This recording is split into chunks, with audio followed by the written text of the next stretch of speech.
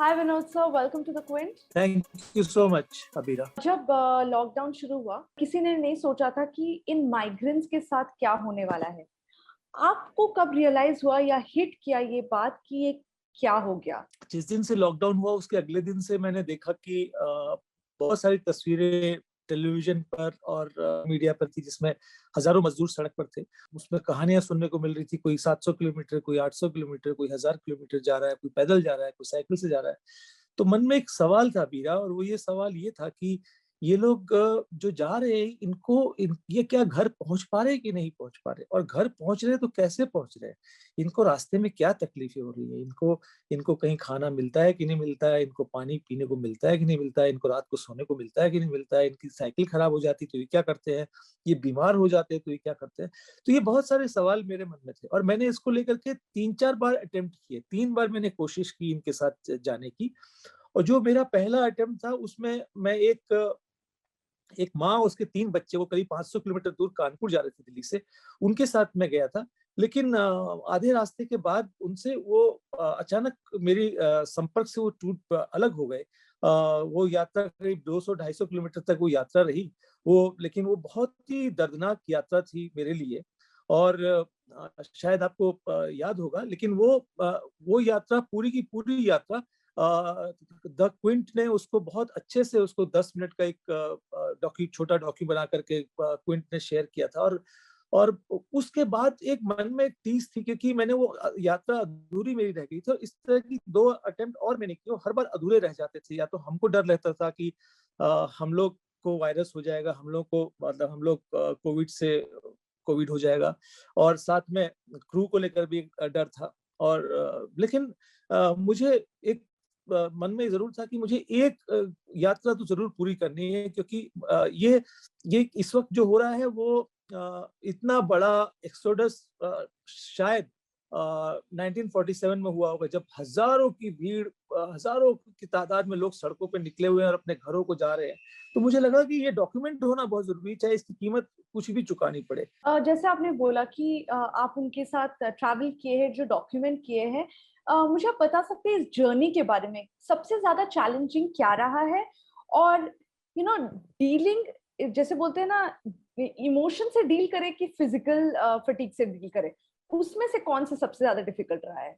एक जो सबसे बड़ी चिंता अपने हमारे जहन में ये थी, वो ये थी कि देखिए, अब हम लोग को, जर्नलिस्ट को, फिल्म मेकर्स को, डॉक्यूमेंट्री फिल्म मेकर्स को, हम लोग को, सब लोग बोलते हैं कि आप लोग जो काम करते हैं वो वल्चर्स की तरह काम करते हैं। मतलब आपको दूसरे का कोई दुख होता है, उसको कैप्चर करने में आपको ज्यादा फायदा मिलता है। तो वो एक बहुत बड़ा डर था जहन में, क्योंकि एक बहुत बड़ी ट्रेजेडी हमारी आंखों के सामने अनफोल्ड हो रही थी और उस ट्रेजेडी को हम कैप्चर कर रहे थे। तो एक बड़ी दुविधा थी कि हमको किस हद तक अपना काम करना है और किस हद तक हमको ह्यूमन बने बने रह करके काम करना है। तो ये एक तो हम लोग अपने मन में एक बात को लेकर के बहुत ज्यादा डरे हुए थे, और वो ये था कि क्योंकि रास्ते में हम लोगों ने कितने सारे इंसिडेंट सुन चुके थे। महाराष्ट्र में 16 मजदूर ट्रेन से कट के मर गए थे, कई जगहों पर ट्रकों ने कुचल के रख दिया था।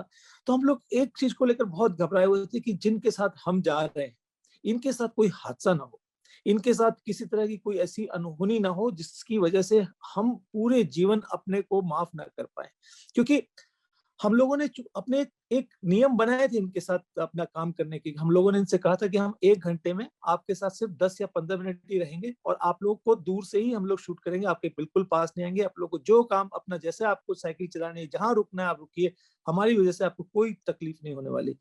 लेकिन साथ ही साथ एक बात ये जरूर थी कि जब आप एक फिल्म मेकर होते हैं या जर्नलिस्ट होते हैं, तो आपके अंदर एक इंसान भी होता है। एक रात तो एक लड़का है, उसका नाम है मुकेश।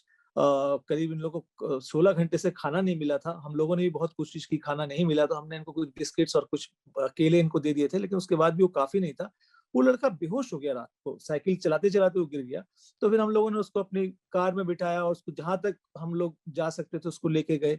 जहां जहां इनकी साइकिल पंचर हो जाती थी वहां पे इनकी साइकिल को हम लोग अपने कार में डाल देते थे, क्योंकि 7 लोग थे तो 7 को तो हम लोग नहीं कर सकते थे, क्योंकि हमारे पास ही बहुत छोटी सी कार थी वैगन आर। हमको टैक्सी उस वक्त किसी ने भी हमको टैक्सी देने से मना कर दिया था, क्योंकि कोविड की वजह से कोई भी टैक्सी चल नहीं रही थी और सब लोग ने मना कर दिया था। तो हमारी भी अपनी एक लिमिटेशन थी, लेकिन एक कोशिश ये जरूर थी कि हम अपना काम करें, लेकिन उस काम में हम लोगों ने एक चीज को बहुत इंश्योर किया कि अगर कहीं पे इनके साथ क्राइसिस है तो उस क्राइसिस में हम खड़े होंगे, चाहे उसके बाद हमारी फिल्म बने या ना बने। दिस वाज मतलब एक कॉन्शियसली हम लोगों ने इसको तय किया हुआ था कि ऐसा हम करेंगे, और ऐसा हमने रास्ते में कई बार किया। देखिए, ये जो रियल लाइफ कैरेक्टर्स है, आपके एक्टर्स तो नहीं है, ये रियल लाइफ कैरेक्टर्स है जिसको आपने डॉक्यूमेंट किया। अगर आप फिल्म बनाते, आप अपने एक्टर्स को पे करते हैं अपनी फिल्म के लिए, आपने इन रियल लाइफ कैरेक्टर्स के लिए क्या किया है पर्सनली? आपने उनको पे किया है या उनको पे करने वाले किसी और तरीके से हेल्प किया है, ऐसा कुछ हुआ है? हाँ, मैंने मतलब क्या मैं उसके बारे में कहूँ, लेकिन ये ठीक है, आपने पूछा तो मैं इसको जरूर कहूँगा। मतलब ये 7 लोग अब एक तरह से मेरी जिंदगी का और मेरे परिवार का एक हिस्सा है। और हमने जब ये तय किया कि ये डॉक्यूमेंट्री हम कर रहे हैं और ये हॉटस्टार पे जा रही है, तो उसके बाद मैंने उनको बताया कि मैं इस डॉक्यूमेंट्री से जो भी कुछ मुझे आप लोगों से मिलेगा, इसका एक अच्छा खासा हिस्सा इन मजदूरों को देना चाहता हूँ। तो उसका एक बड़ा हिस्सा हमने इन मजदूरों तक पहुंचाया। सब लोगों के लिए एकदम सब लोग एकदम हैरान थे कि उनको लगा कि ये क्या हो गया उनकी लाइफ में, ये कैसे हो गया। और दूसरा, मैं इसी मेरी यात्रा पर मेरी किताब आ रही है इंग्लिश में भी और हिंदी में भी, तो उसमें हमने तय किया है कि उस दोनों किताबों से जितनी भी हमारी अर्निंग होगी, वो सारी की सारी अर्निंग हम इन्हीं मजदूरों के जीवन में और इनके लिए देंगे। ये भी हम जो कर रहे हैं ये भी बहुत कम है, और ज्यादा हमको करना चाहिए। मेरे लिए वो यात्रा सिर्फ घर पहुंचाने तक की नहीं थी, अब वो जीवन भर की यात्रा है और वो जीवन भर साथ में। जब आप लोग ने ये डॉक्यूमेंट शुरू किया था तब तो एकदम कोविड का मतलब कोविड एकदम बहुत ही रेज में था, तो आप लोगों ने एज अ टीम, आपने कितने लोग थे आपके टीम में जो आप लोग ट्रैवल कर रहे थे? आपने बताया वैगन आर में क्या क्या प्रिकॉशंस लिया था आप लोगों ने और क्या क्या मुश्किलें आई थी? सबसे पहले तो हमको दिक्कत ये हुई कि हमारे कोई भी क्रू हमारे साथ आने को तैयार नहीं था। मतलब जो एक डॉक्यूमेंट्री फिल्म करनी तो उसके लिए कम से कम 7 से 8 लोगों का क्रू तो मिनिमम चाहिए आपको। अच्छी कार रहना बहुत जरूरी था क्योंकि इतना लंबा डिस्टेंस था, पर हम लोगों ने उसकी परवाह नहीं की। हमने कहा कि चलो ये रिस्क है, रिस्क लिया जाएगा। तो हम लोग दो ही लोग थे, मैं और मेरा असिस्टेंट, और हम ही लोग साउंड भी करते थे, हम ही लोग कैमरा भी करते थे, हम ही लोग डायरेक्शन भी करते थे। जो दिक्कत आती थी वो ये आती थी खासतौर पे रात को रुकने की और खाने पीने की, क्योंकि सारे होटल्स वगैरह सब बंद थे। और होता ये था कि जैसे हम लोग ढाबे में ही पहुंचते थे तो ढाबे वाले ये कह करके हमको मना कर देते थे। को लगता था कि हम लोग दिल्ली से आ रहे हैं तो जरूर हम लोग कोविड वायरस अपने साथ कैरी कर रहे होंगे, और हमारे से ज्यादा दिक्कत मजदूरों को रहती थी। लेकिन हम लोगों ने फिर एक रास्ता निकाला, और वो रास्ता ये था कि जो फ्रूट्स थे, स्पेशली बनाना और एप्पल, ये सब अवेलेबल था। तो हमने सोचा कि ये एक अच्छा रास्ता है जिसके जरिए हम लोग अपनी एनर्जी भी रख सकते हैं और साथ में आगे भी बढ़ सकते हैं। उसी सफर में कई लोग ऐसे भी आए, जैसे एक बिसौली में बदायूं से पहले एक छोटा सा चाय की दुकान वाला था, नंदलाल। उसको पता चला कि ये लोग मजदूर जा रहे हैं, तो उसकी छोटी सी चाय की दुकान थी, तो उसने इन लोगों के लिए 30-40 समोसे बनाए सुबह सुबह। जब उसको पता चला कि ये सब लोग जा रहे हैं, और 30-40 समोसे बना दिए। और उसने कहा कि ये, हम लोग बड़े हैरान हुए। मैंने पूछा, खोल सकते हैं क्या ये दुकान? बोले नहीं खोल नहीं सकते। तो मैंने कहा इतने समोसे बड़ा क्यों बना दिया आपने? बोला भाई साहब अभी लोग जा रहे हैं तो बताइए क्या खाएंगे, तो कम से कम दोपहर तक का तो इनका हो जाएगा।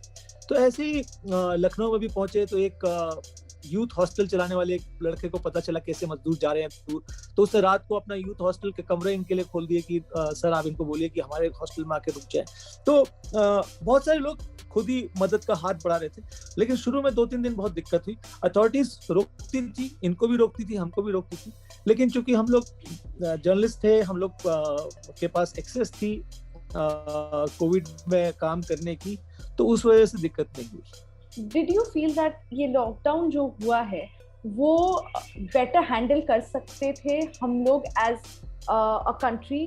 मुझे ये लगता है कि जिस वक्त वो हालात थे अदीरा, जिस वक्त वो हालात थे और जिस तरह से कोरोना के केसेस बढ़ रहे थे, मुझे लगता है कि उस वक्त कोई भी सरकार होती उसके पास लॉकडाउन के अलावा कोई और विकल्प था नहीं। डेली वेजर्स है, जिनको डेली सुबह काम करना है, शाम को खाना है, जिनको अपने किराए देने हैं, घर का राशन रोज लाना है, मतलब जो दिन में 300 रुपए कमाएंगे तभी उनका रात का चूल्हा जलेगा, नहीं तो उनका चूल्हा नहीं जल सकता। मुझे बस ये लगता है कि हाँ, वो उनके बारे में जरूर सोचा जाना चाहिए था। बाकी हम लोगों ने समाज के हर हिस्से के बारे में सोचा, लेकिन जो एक बहुत बड़ा हिस्सा था वो शायद इसमें मिस आउट हुआ। Thank you so much, Vinod ji, for talking to us. Thank you.